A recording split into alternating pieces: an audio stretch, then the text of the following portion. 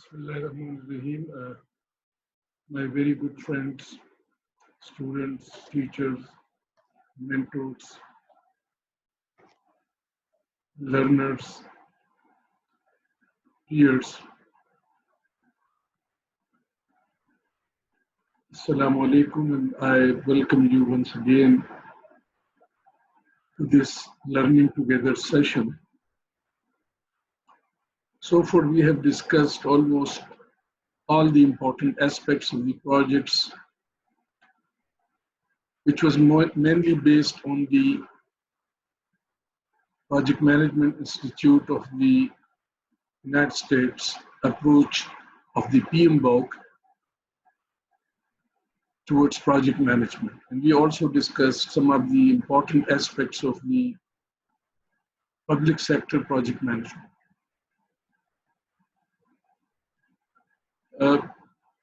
Today, we will take up some examples and case studies at how these different documents are prepared in the public sector. And I hope this will be very useful for the young engineers and the project managers and the early career graduates who are interested to start their career in the project management. I start this lecture with the verses of the Holy Quran. أعوذ بالله من الشيطان الرجيم بسم الله الرحمن الرحيم الرحمن علم القرآن خلق الإنسان علمه البيان الشمس والقمر بحسبان والنجم والشجر يسجدان صدق الله العظيم. We discussed last day the project management cycle in the public sector. And in Pakistan, the major project approval and monitoring is done by the Ministry of Planning and Reforms. And the Planning Commission has got this very important role to approve the new project, and there is also a monitoring system. And this monitoring system is basically looking into review the actual performance against the targeted performance, and then the review teams come from both the sponsors agency and the planning commission, and they review the projects periodically. Now, just showing that what we had last time, that when we look at the project management cycle in Pakistan, it starts with the feasibility study, and we will discuss this today. And the feasibility study is mostly related to the identification phase of the project. In the identification, we discussed last time that there might be different approaches to the identification. But in public sector in Pakistan, we develop a basic document which is called the feasibility study or survey and feasibility study. And normally that is represented by PC2, planning cycle pro forma 2. And normally the question is raised by many students that why is not it the PC1, because it is the start of the project or conceptualization of the project.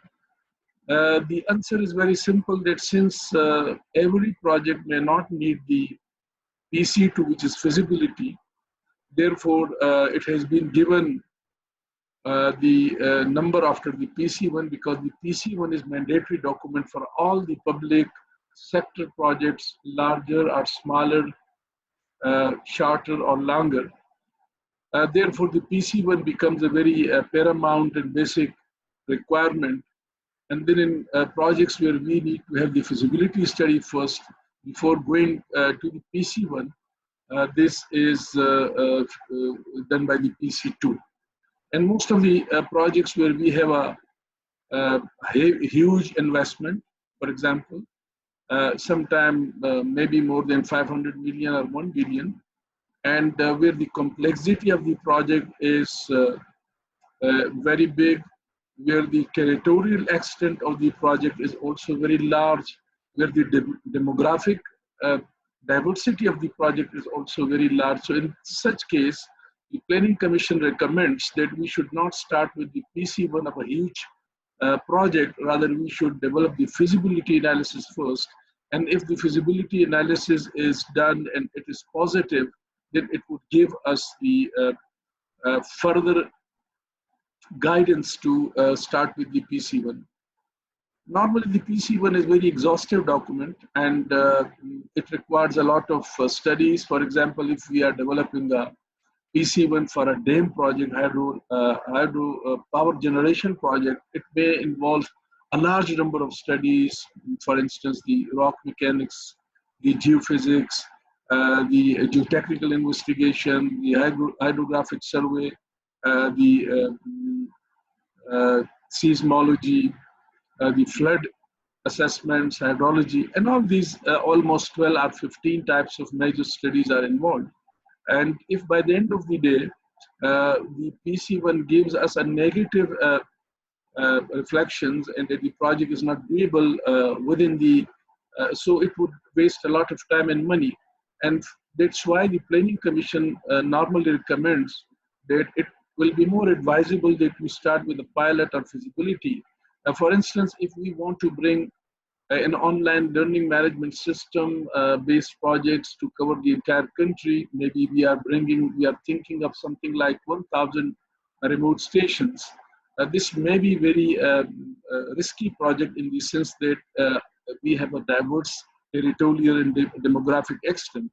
So for such kind of projects, it is recommended that we go for a pilot feasibility study, maybe for a few districts or maybe for a district. And then we once get the fundamental questions answered, then we go for the next stage. So the feasibility study, which is mostly the identification phase of the project, is covered under the PC2 of the Planning Commission, that is Planning Cycle Pro Forma 2.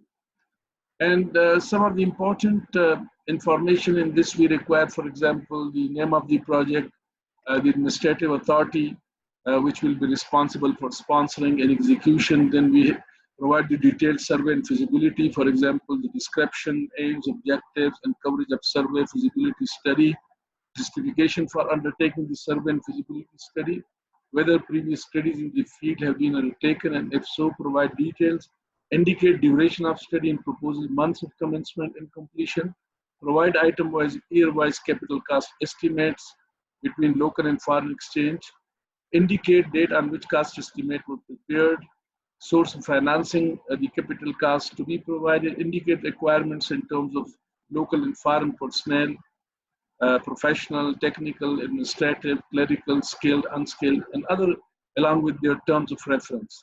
Indicate the period of contract of both the local and foreign consultants along with the qualification experience in the term of their appointment. And this kind of human resource will be required for development of the PC2, which is a very important document for the project, PC1.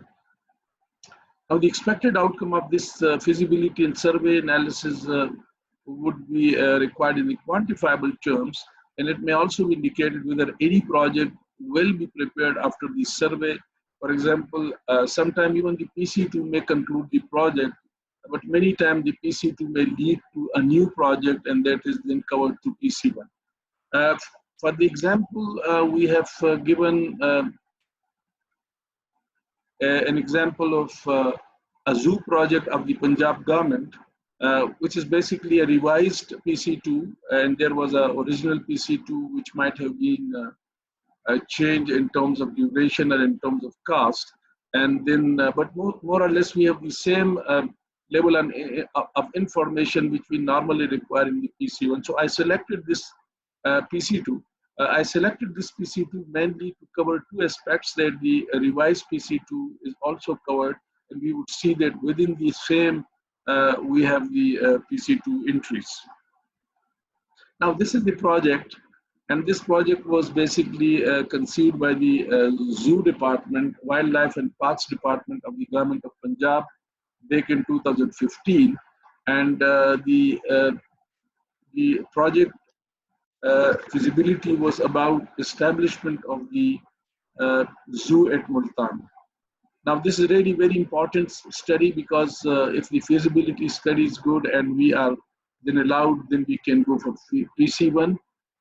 So the PC2 of this project was approved by the Provincial Development Working Party in its meeting held on 22nd of April, and the selection of consultant could not finalize during the fiscal year. And another reason, the selection of consultant is being finalized and proposed cost of the project is also. There are two uh, reasons for the revision of this project. That in the initial 1 year phase of the project, the consultant was not finalized, and secondly, the cost which was originally agreed has also been increased due to delay in the appointment consultant, and now this PC2 is covering, which has been increased from 7.7 million to 904 million. So this will give you, now if you look at the first project detail, that this is the project which is establishment of the zoo at Multan, and the Government of Punjab Forest Department, Wildlife and Fisheries Department will be responsible.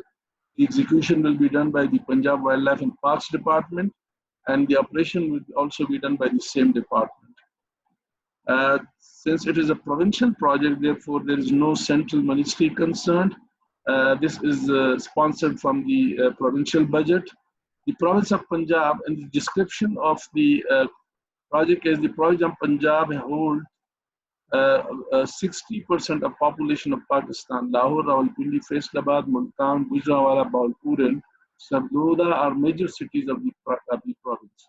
There are only 3 zoos in Punjab, that is Lahore, Bahawalpur, and DG Khan. Multan, which is Medinatul Awliya, has importance in southern Punjab for agricultural land growing, specifically cotton and mangoes.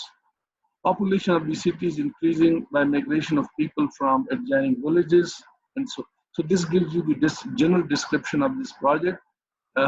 Historically, Multan was rich in variety of wildlife when the habitat was existing in riverine area of 2 rivers, Ravi and Chenab, used to flow around Multan. During the ancient time, the wildlife was in abundance, but due to urbanization, modern development, the wildlife was deflected and became extinct. आगे जाके third one, in order to save the further propagate the indigenous as well as exotic wildlife species, the Punjab Wildlife and Parks Department is playing a vital role. The project is included in the Chief Minister's Special District Package for Multan, and the land covering area of 58 acres situated in the Mauza Balid, Tehsil Multan, Sadr, District Multan, 23 kilometers from Multan city of Shujabad Road, acquired by city district government, stands allocated to Punjab Wildlife. So the land is available. So the first question, which is about the availability of the land, has been answered. The second is that the aims and objectives, that why we want to establish the zoo at Multan, and there is quite a big number of objectives and aims. Then the second, the scope of work, which is the second very important question, that what will be included in this project. The first is the planning, designing of the PC1 document. So the planning, design, and preparation of PC1 document for detailed project justification. The layout and design plan of proposed animal facilities that will be part of the master plan. Layout and design of the public infrastructure. Layout and design of the institution, reticulation and service roads. The detailed feasibility would increase, will involve, and this is the most important part, and these are the questions we normally want to ask during the feasibility study, like the topographic survey, environmental impact assessment, economic and financial impact, identify legal, institutional, regulatory framework, assumptions, land use plan, total area of the zoo, area to be developed, location of infrastructure, location of bus stops, location of animal medical care centers, location of public toilets, city. So this is more like development of the master plan and the land use plans. Similarly, the B part is strategic business plan and feasibility study. The first part is the development and planning of infrastructure. The second part is then the business study, that how the business and the economic survival of the project would be ensured. that includes the items like the recommended corporate structure and organization structure of the zoo, the recommended recommendation to establish an independent management board, exploration of possible models in the pattern of Lahore Zoo, strategic recommendation for the marketing communication, strategic recommendation for HR management, to develop a realistic model for the size of visitors, estimate source of revenue, uh, and then estimate capital as well as the operating cost of the zoo, and 10-year profit and loss projection.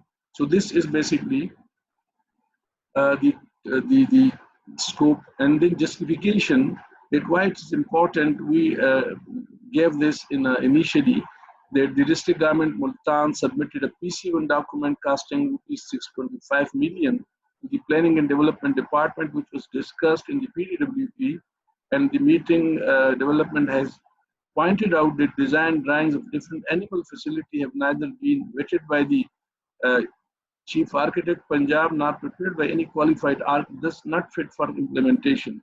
So therefore, they suggested that a PC2 may be uh, developed to hire a consultant who can prepare a detailed feasibility study, and then based on that feasibility study, then the PC1 may be uh, prepared. So this was basically the decision of the PDWP that instead of submitting the direct PC1 of such a huge and complex and maybe a unique project in terms of its scope uh, for the area, it is more advisable that we should come up with the PC2 first.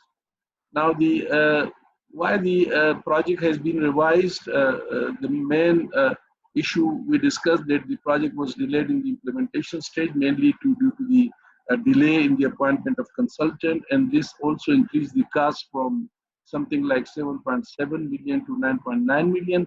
And these two things, basically the time and the cost, led to the revision of this project, PC2. And the completion of this PC2 period is about 26 months. So the third question, which is about the duration of the project, is also now the scope, which will be done, the professional services of the consultant, which will be, for example, feasibility study and master plan for 2 main months, then preparation of strategic business plan 1 main month, and preparation of the uh, proposal, project proposal and PC1 document 1 main month. So these are the 4 main months have been given to develop the role of consultant. And then what we are expecting out of this project is to that the detail of feasibility study and TORs will be delivered, and the final detailed feasibility and master plan, then strategic business plan, then the basis of feasibility study, final strategic business plan, and then the PC1 will be prepared and submitted based on these studies. Now, the personnel requirement in this particular project will also be worked out. For example, the specialists like zoo and park management, biodiversity conservation specialists. These are the uh, personnel requirement for initiating the PC2. Once it is approved, the detailed feasibility study will be done by very qualified people in the biodiversity, animals, and zoo, at least architects, horticulturists, civil engineers, financial experts, environmental experts with minimum 10 years. So these are the requirements with the consultants to execute this study. Now the administrative, executive, managerial, then the period of this study will be 4 months. The 26 months, which is the period for completion of the entire project, including the PC1 and execution. And by the end of this PC2, the consultant will come up with the 4 or 5 major deliverables which we have discussed earlier. This is then the budget provision, availability of money is already given in the public Punjab Government Animal Development Program, and this will lead to the PC1 document and other, so the likely to be submitted after survey. So this was prepared by AD Wildlife, and then it was checked by Director General, and then it was approved by the Secretary to the Government of Punjab Forest, Wildlife and Fisheries Department, and was submitted to the Planning and Development Department. Now these are some of the annexures. For example, what will be the tentative cost which has been uh, submitted by the consultant, and based on this cost and consultancy cost, the total cost has been revised, which includes the 4-month service of the zoo and park management specialist, and then biodiversity specialist, architects, and then horticulture and habitat development, civil engineers, and then we have financial experts. We have environmental. So based on all these costs and these salaries which have been claimed by these experts, the revised cost is about 9.90 million, and which is the cost. Now the vision is also been given. I don't want to go into the interventions. For example, what kind of interventions, what this project would bring. For example, in terms of animal, birds, and facilities, public facilities, other facilities which will be designed by the consultants. In the terms of reference for the is an XTD is given for the detailed feasibility study. We have discussed the components, but this is combined together is a complete scope of our terms of reference for the consultant. It also gives the timeline, 4 months, the payment procedure, and finally the personnel requirement, which has already been described in the earlier part. And this finally gives us a, so this is basically the PC2, and the PC2 is basically based on the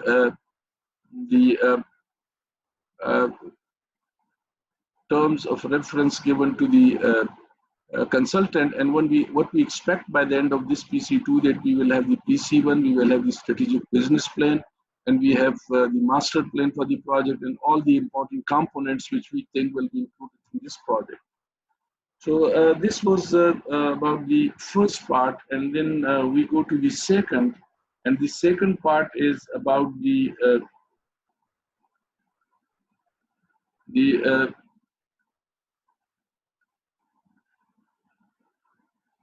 PC2, and we discuss another project. This is about the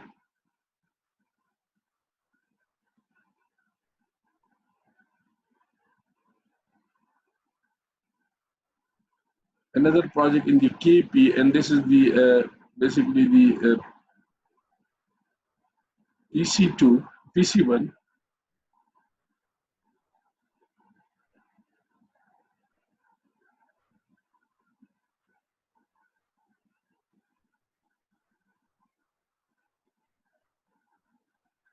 Now, this project is basically a project of the social sector, and which was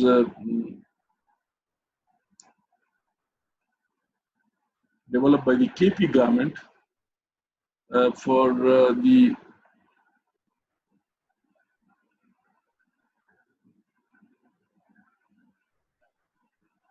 it's a rehabilitation project in the production sector, and we would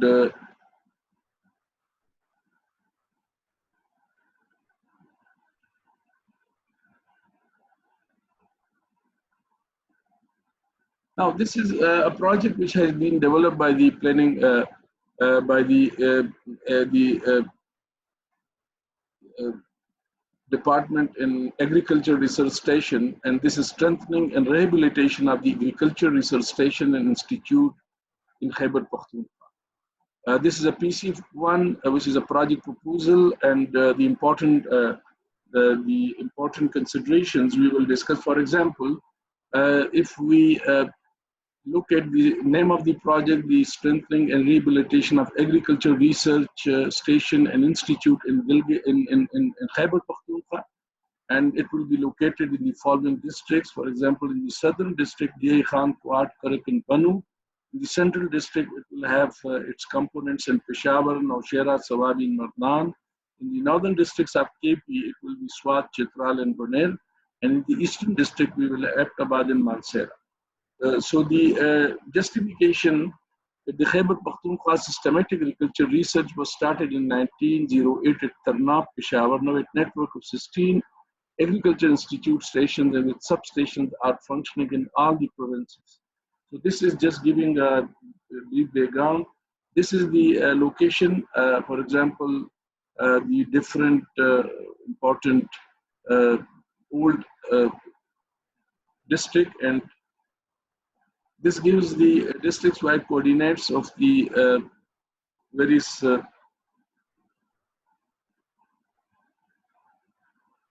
districts and where these stations have been proposed. Now, the authorities responsible for these projects are, for example, the Agriculture, Livestock and Cooperative Department. It will be executed by the Directorate General of Agriculture Research through concerned station directors, and the operating maintenance will be given by the principal investigator with the concerned institute. Then we have the plain provision. The project has been included in the ADP, which is again a provincial annual development program with an estimated amount of rupees 500 million, but the scheme was approved in the PDWP meeting for a rupees 498.6 billion and will be funded by the government of Pakhtunkhwa, Khyber Pakhtunkhwa, and the current year allocation for that particular year was 75 million. Then if the project is proposed to be financed out of the block provision, no, it's not a block provision, it is an annual development program. Provision in the ADP, we discussed that there was a provision of 75 million, 16 for capital and 15 for revenue. Project objectives. So these are the project objectives, that how the project will be. The overall objective is to strengthen the agricultural research system in terms of equipment, machinery, laboratory, farmland, and so on. So that the challenges of the implementation of WTO regime is climate change and all these are ensured. And the specific objectives are, for example, strengthening of food technology, soil testing, this at Tarnab, upgradation of weather station at Chitral, repair and renovation of damaged and other part in the DI Khan, installation of solar tube well at DI Khan Agriculture Research Center, our institute, 13-acre land of GPU Baikan, ARI, SWAT, strengthening of entomology, cereal and plant pathology in SWAT, and similarly the repair and renovation. So all these specific objectives are given under these, in all these 11 stations where the agriculture department would like to strengthen their various facilities. Now, the relationship of this project with the sectoral objective is very strong, is proposed by the and equip with the system with advanced machinery in order to increase the quality production of fruits, vegetables, and crops. So this gives the strengthening of the research capacities, and at the same time connecting it with the World Trade Organization new laws for the international barrier-free trades. So in case of revised project, since it is not a revised project, so it is not applicable, justification that why we want to bring this project is really very important, and you need to give a very strong justification to convince the sponsor for this kind of study of the research. Research institutions have been involved since long time, so this gives a very strong justification that why the various research institutions in different parts of the province are very important and what they have been contributing. And then, for example, what are the existing facilities and what are the required? So these are the 4 columns in which the location, and then what are the existing resources and what are the required resources and why these are required. This is given. So, for example, in Tarnab Agriculture Research Institute, they have the building, land, and vehicle are available, but they need the repair and renovation. and some new equipment for the food technology, cell testing, plant pathology, physiology, and serial lab. So this will strengthen the research lab. Similarly, when we go to, for example, Bir Sabak, laboratory and equipment and buildings are existing, but we need some weather stations and more laboratories. Similarly, in the Aptabad, higher altitude research uh, services are center. I don't know what is S, but certainly it has buildings, land, and other things, but they require some official buildings at Java, Mansera, installation of solar tube wells, and the infrastructure, tube well, and all these will be strengthened. So all, for example, in Buffa, Mansera, there is building and other things, but they would like to bring some soil and tissue culture lab, farm machinery, strengthening of the tissue culture lab. Similarly, in the Banu, we have in Mardan and Karak and Directorate General of Research, which is the main directorate in Peshawar. They also would need some office equipment to strengthen their different functionalities, and similarly, Directorate of Outreach. Now, the justification is in terms of infrastructure and other intervention which are required for strengthening of these research centers. And then what are the technical parameters which should be very quantifiable? That, for example, if we give in input, what will be the output, and then what would be the outcomes? We discussed this in the result-based monitoring. The laboratory instrument will be added, which will enhance the analyzing capacity. These are the output. Installation of tube well will provide the water. Installation of water channel will improve the irrigation purpose of research, and so on. So we have the immediate outputs which are quantifiable terms, and then the details of civil works which will be required. This is based on detailed cost estimates which are given in the various annexures, and this is very mandatory requirement of the KP government that at the time of submission of the PC1, the detailed cost estimate should also be part of the proposal. These are the cost component that, for example, for different components we discussed in the earlier part of the PC1, they have given the market-based survey cost, and all these costs have been summed up to determine the total cost. So this is the 212 is the machinery and equipment, which is the first component of the project, and then the capital cost is also in terms of repairing. This gives the year-wise physical activities, physical activity in this project. So these are the, this describes the scope of work that repair and renovation of office buildings. Then we have the number of equipment and so on. This is very important chart which gives us the financial phasing of the project, which is supposed to be completing this year and starting from 2017. And then the funding will be definitely required in this way. And for example, in 2017-18, 40% of the first item was expected to be completed, and then in second and third.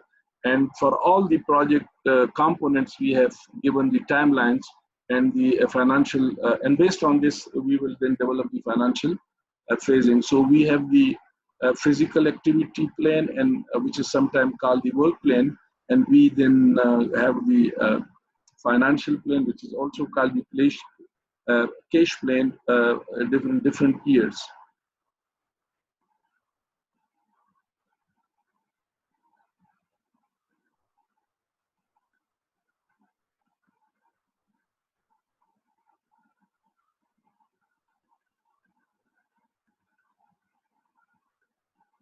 So when we go forward, there are some blank pages. Then the annual cost of operating for 5 years, this has been based on the operational cost of equipment, machinery, and all these things. And then we have a description of the product services. demand and supply. So this is a research project, so they have skipped many important, it could have been better, but anyhow. The equity is not allowed involved because the provincial government is 100% sponsoring this project, and there is no equity from the department or directorate. Then the debt is also not involved, and the expected benefits of the project, which is very important, that how the project will be giving the economic benefit, the social benefit, the employment. So all these details are given. The environmental impact assessment is also given, that there will be no adverse impact because we don't involve any big infrastructure, or it does not involve some very huge equipment. So therefore, obviously, this is not the project which is included in the certainly in the impact assessment projects of the Environmental Protection Agency. This is then giving us the cost benefit ratio, that how the project will be creating benefits, and this has been done for 10 years. The net present value, the internal rate of return has been developed. And if you look at this project, the project is expecting to create net benefits of about, if you just go to the last, that we have a investment of about 512.8, and we have a 1765 is the gross benefits or returns. So the last column gives us the net benefits of the projects when it will mature and develop. So it's about, I think, 15 years. So the net present value of the project when it is discounted at 14.36, that is 77.102, and it is obviously positive, which means that it is a feasible project, and the internal rate of return is also very good, and the cost benefit ratio is also very good, that for each $1 we would invest, we will get 3.4 in return. So this is a very good project in terms of its. Then they have also given the SWOT analysis, that what are the strengths, opportunities, weaknesses, and opportunities and threats. For example, the strength may be the highly qualified people, the research laboratories, the infrastructure, the tremendous experience, significant contributions. Weakness may be poor contacts with national international research organization. Most scientists are short of writing skill. These are poor in-service trainings and so on. Now, the opportunities which the external environment are offering for these projects may include improved collaboration, excellent opportunities for collaboration with public research and extension organizations and private companies, better services and more tangible benefits, great opportunities for collaboration with all stakeholders, great opportunity of well thought out research intervention, as has been successfully done in the past, and the existing wider yield gap. The threats can be that if we don't do this project, simply the threats can be government will increase budgetary allocation, which can be a threat, that if the project is not completed in time. Instability in the macroeconomic political environment may also bring some threats to the project. The pressure of the law and order situation and hostile socioeconomic environment, which is discussed in the implementation schedule. Now, this is very important chart, which I would like to discuss based on the result-based monitoring. That what in fact we want to have the outcomes, which are the impacts in fact, and what are the baseline. For example, the strengthening of research institute will have three major components. The first is the repair of infrastructure, and then labs, offices, and other repairs, and then there will be advanced or high-tech equipment. Now, the baseline is that the existing infrastructure is there, but the instruments are obsolete. So the target after the completion is the protection of the precious research material, and then the quality research, the target.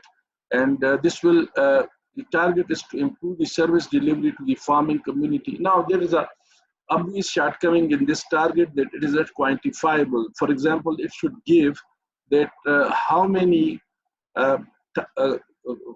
farmers are presently covered under the existing infrastructure and facilities, and what would be the target after completion of this project. So, for example, we could say that presently we are covering 20% of the total farmers in the area, and our objective is to increase that to 30 or 40%. So this could have been a later stage, we could have easily monitored this. The second monitoring parameter is strengthening of research institute that would have tube well and water channels. This is again infrastructure, and the baseline is the existing baseline is not given. Here we should provide the number of tube wells and water channels presently available. And the target is that 3 new tube wells and not water channel. And this will improve the water for irrigation. Now, again, there should be some quantity of water, that so many cubics of water will be available for the irrigation of so many hectare or acres of land. So this is again a shortcoming in the impact. The third is strengthening of research institute. That is the use of land. The farmland of research is the baseline and 13 acres. So the baseline has not been given that whether for that particular research institute there is any existing farmland or not. So if there is no, so we should have written that there is no existing. If there is existing some land, then we would have an additional land would be the target. And this will augment the research activities. Again, this is not very quantitative. Augment, what we mean by augment, certainly we should give some statistics that we will start so many new programs or so many new labs in this new land. Finally, is the strengthening of the research institute or station. There are weather stations, but the benchmark of this baseline is not given here. And we should provide that, for example, so many weather stations are existing, and we want to add 5 new weather stations for data collection. And what would be the impact of this data collection will provide an improved weather data in so many areas, which will be used for the forecasting of the weather and for the education and awareness of the farmers. The management or HR structure is given. The monitoring mechanism is also given very good, and the QR of this committee is also given. So this is all about the this project, which is mainly aimed at strengthening of the infrastructure and facilities for research in the different research institute of the Khyber Pakhtunkhwa. And it is executed under the Directorate of Agriculture and Extension.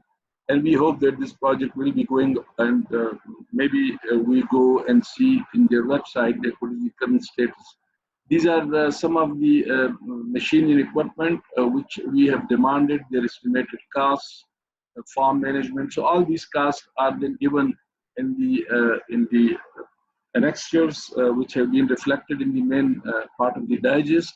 So I will not read it, but definitely the more important about these costs is that it should always be based on the current market rates, and there must be some escalation component also in the civil works or any other works which in fact involves some escalation of price adjustment. So ladies and gentlemen, this was all about the PC1 for the strengthening and rehabilitation of agriculture research station and institute in Khyber Pakhtunkhwa, and which was 4 and 4.8 and then 3.11 and 13. So 13 strengthening of 13 research institute or research center in the Khyber Pakhtunkhwa, and this was having a total cost of about 495 million. And this project was sponsored from the ADP Annual Development Program of the